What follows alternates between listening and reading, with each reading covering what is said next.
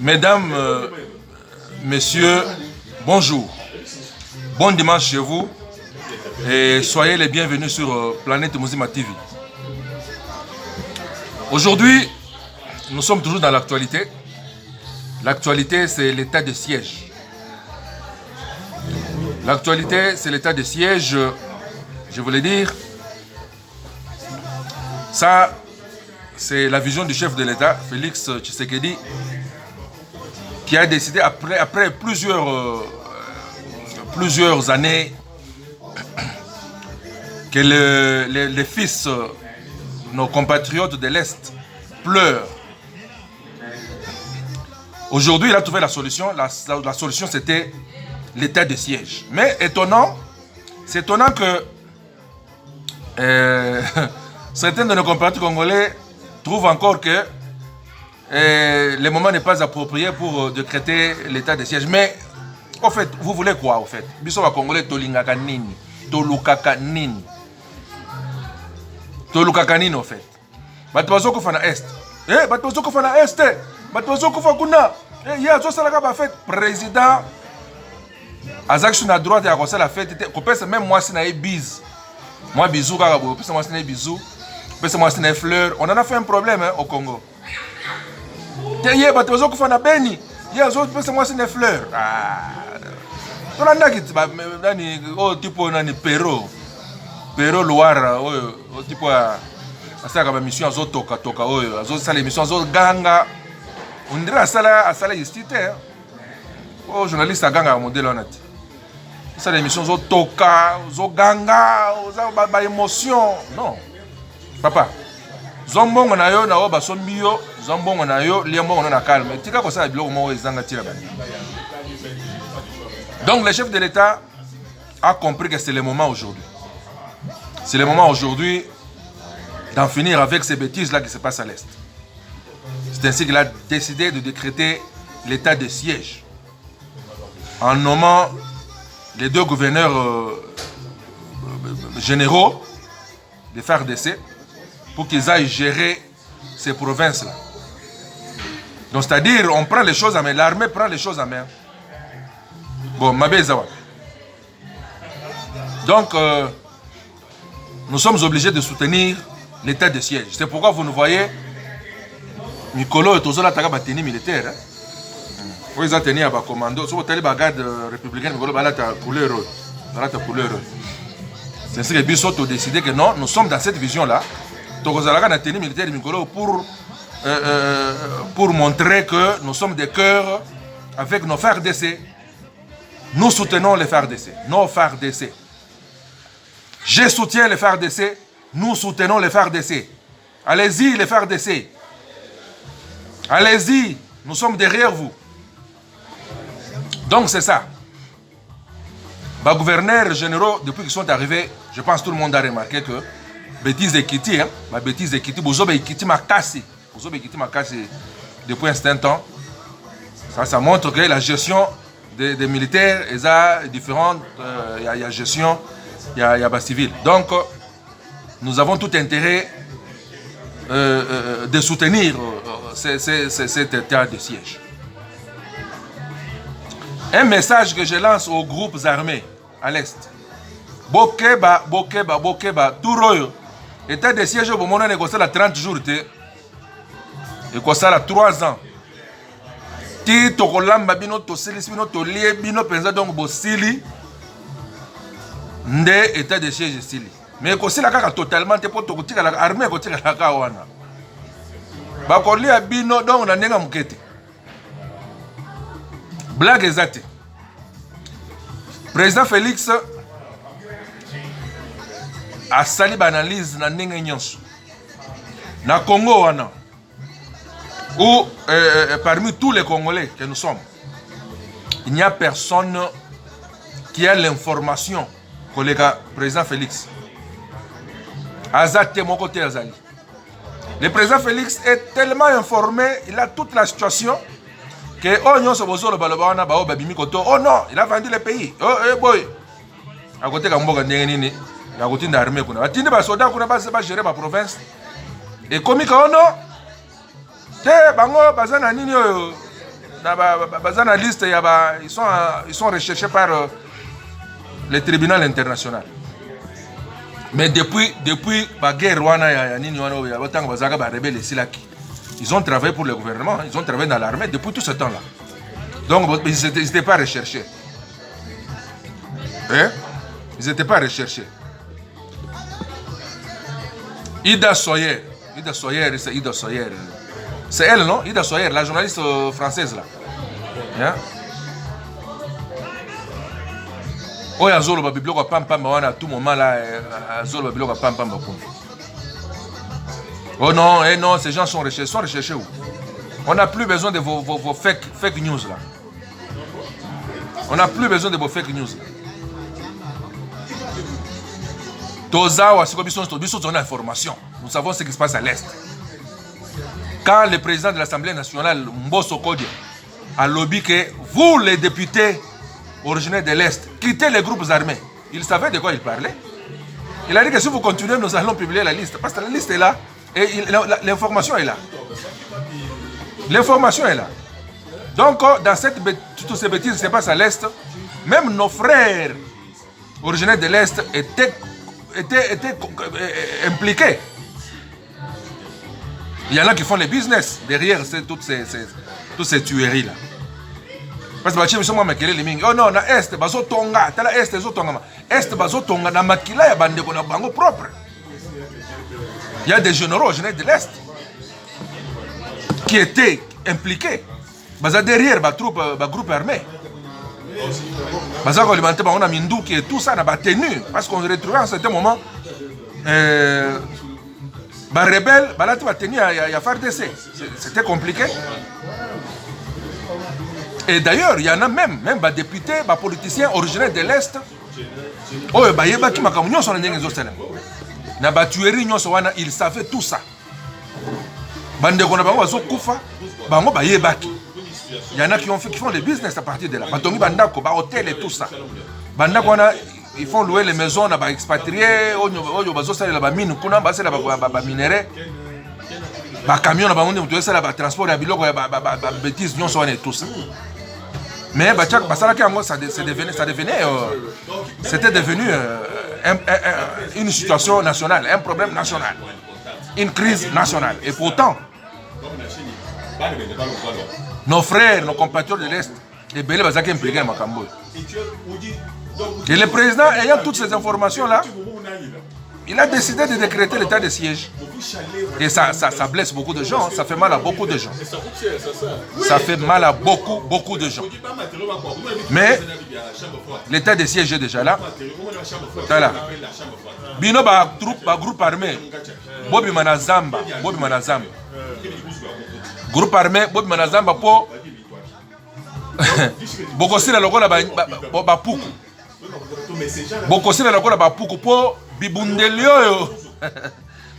Bibundeli fachi azui. Et outi ba mboka ebele, et outi ba Russie. Et outi ba Ukraine. Et outi ba Albanie. Ba minduki oyo ngolo ba kopelisa zamba na moto. Bomi bimela libela, bomi bimela zamba wana parce que ça va chauffer d'ici là. Mingi côté à Ituri kuna gouverneur batindi wana ya soda wana général Luboya. Webi komba Luboya ça veut dire quoi? Luboya likoloba caterpillar, tracteur. Ezo lokota Luboya, Ujuboya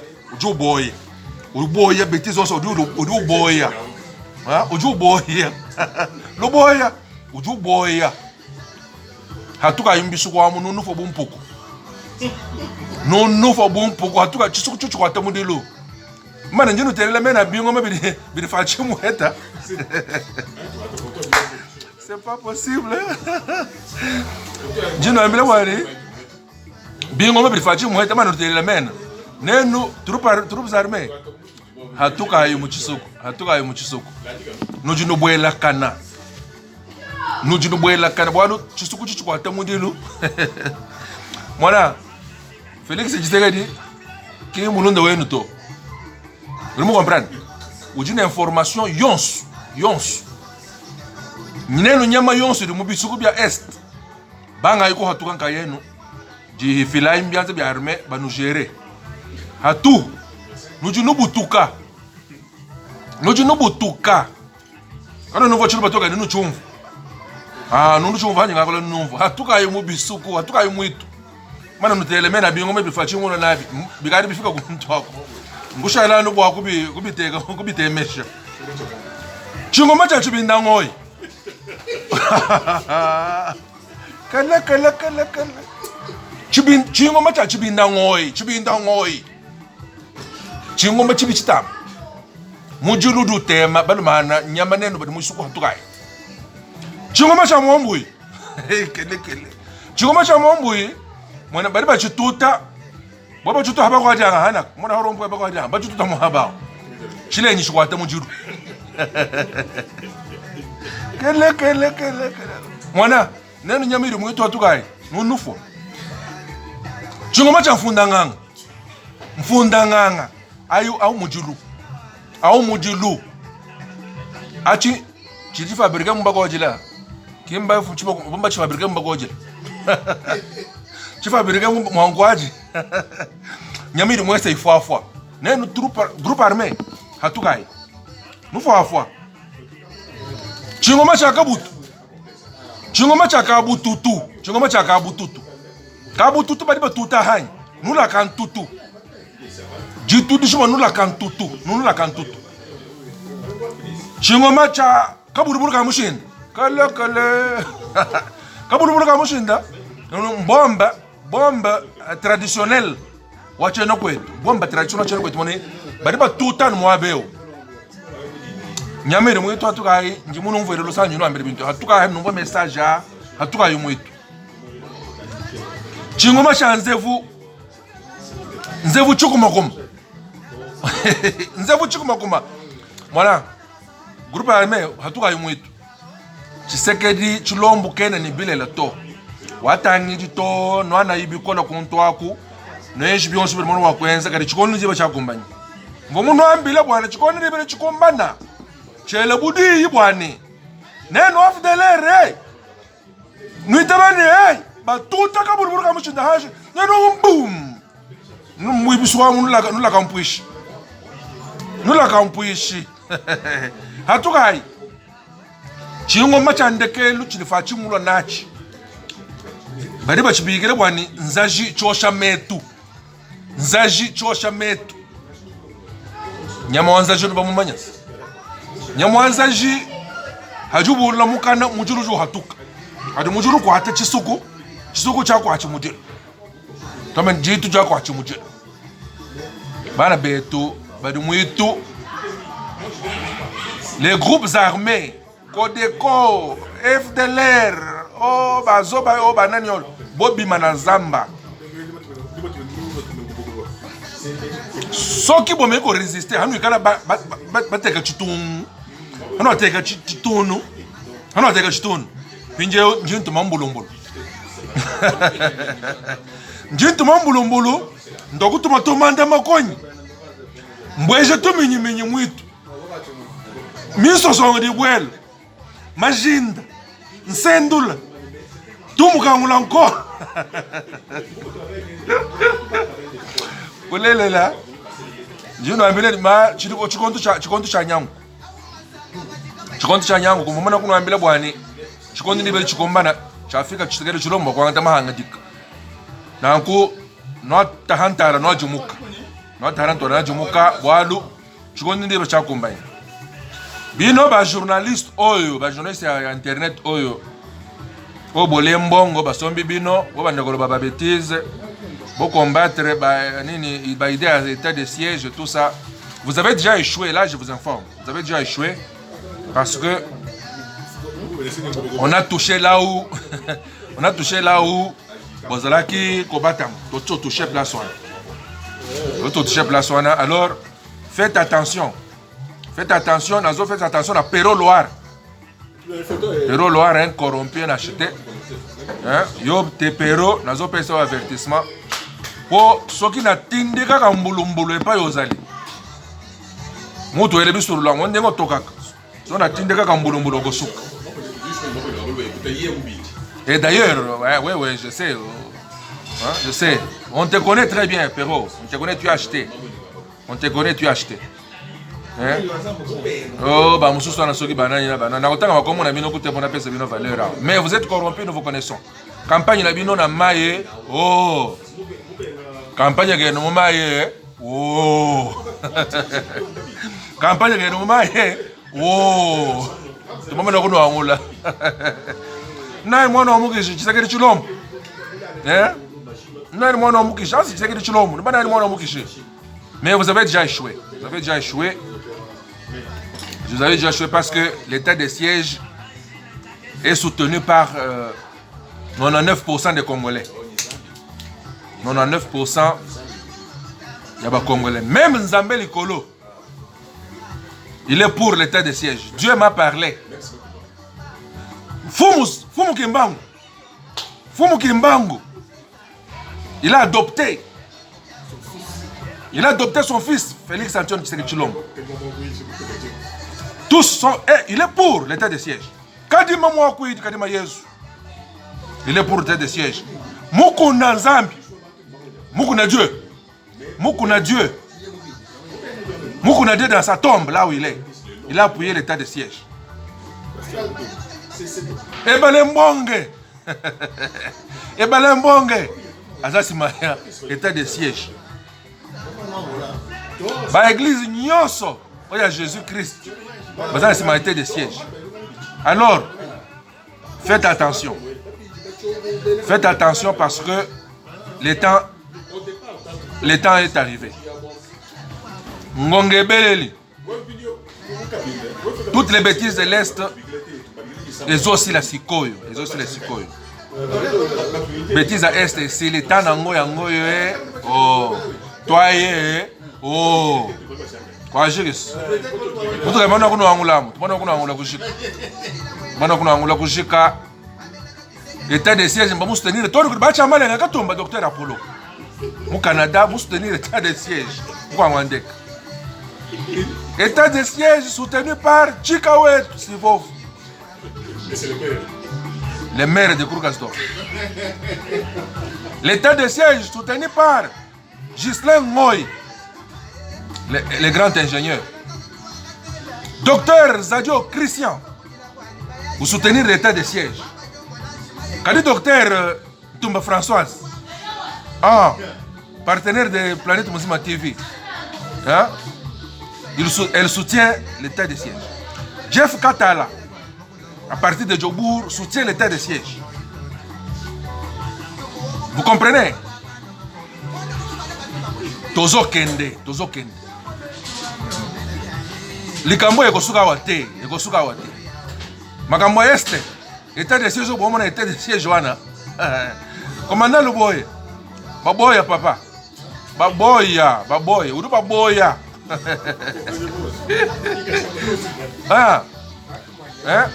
Petit nanga Toto Kadima à Kinshasa.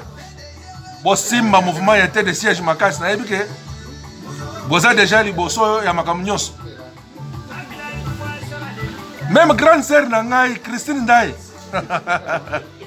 Azana sima état de siège. Hein? État de siège zana tosimbi ango, biso mo tosimbi ango na maboko. Vous comprenez? Petit nanga Régis Mpinda. Hein? Ba petit nanga na Dallas, Franck Mouya, ba Serge Nyangwila. Bosimba idée à état de siège. Petit nanga d'abord toujours na kati Dallas. Inès Lomuela, Amsterdam. Petit nanga zalaka na logique à état de siège. Vous comprenez? Zalaka na logique wana kaka. Roger Mutoka, Papi Mukendi,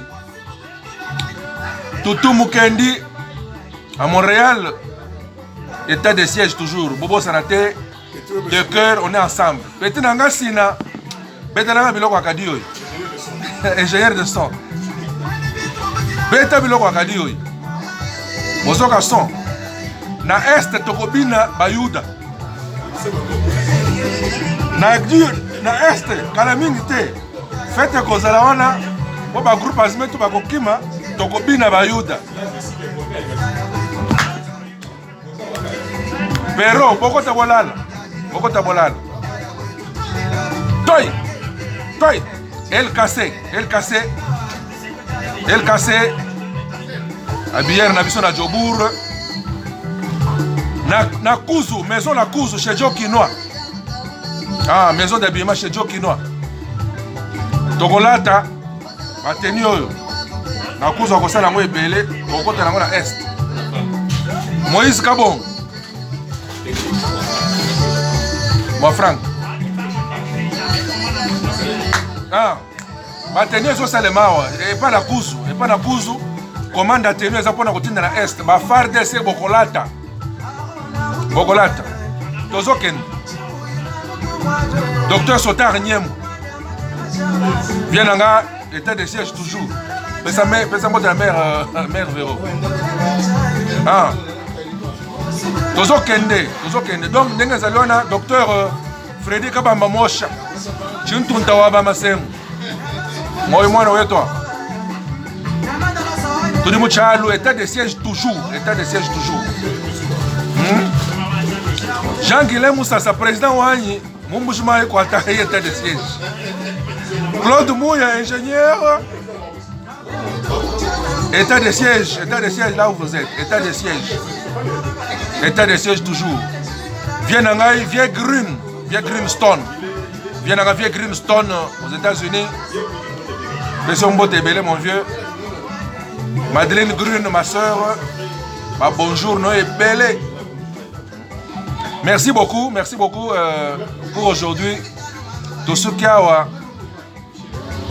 Michel Kabanga, notre notable à Moujimaï, vient à Pessembo, Pesselangambo, de la Bavia Kabochar, Pesselangambo de la Bavia Kabochar, staff Nabiso à Moujimaï, merci beaucoup.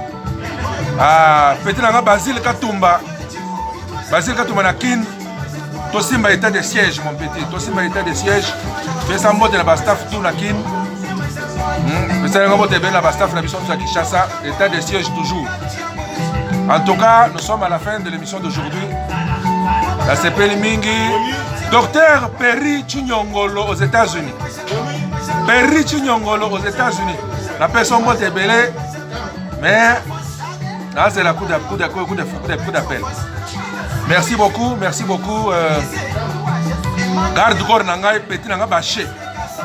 Na groupe Gasdop. Yo soko meko simbanga kaka liko fika ka moko pa obimi kungi na mokongo. Merci beaucoup émission Esili. Petit nanga sina na caméra lelo émission Esili oko kata na yo. Au revoir chez vous, bon dimanche.